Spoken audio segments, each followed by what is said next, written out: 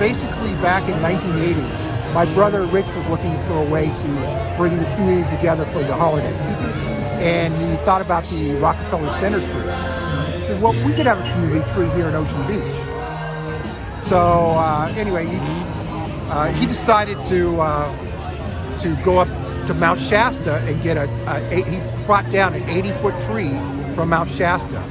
And they planted on the here in sand that very first year. The thing about the parade was it was very informal, very OB, in that all that was the very first year was my brother going to bar up and down Newport Avenue and handing out kazoos to all his friends.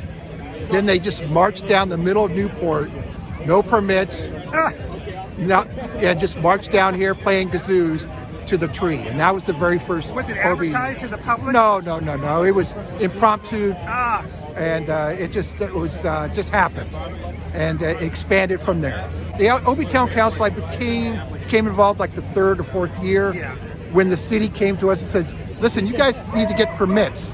Okay, so that's when the town council started to get involved at that time.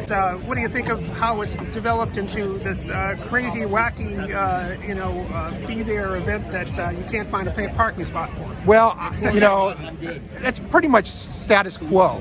You can never find parking in OB for the last 40 years. And as far as being crazy and wacky, that hasn't changed as well. Right. So I've been announcing our MC for this since the beginning. My job, I'm a little bit of a prima donna. Hey. I don't use a script. I'm more of the color guy. I go out in the middle of the street with a wireless mic and I interview people and that kind of thing.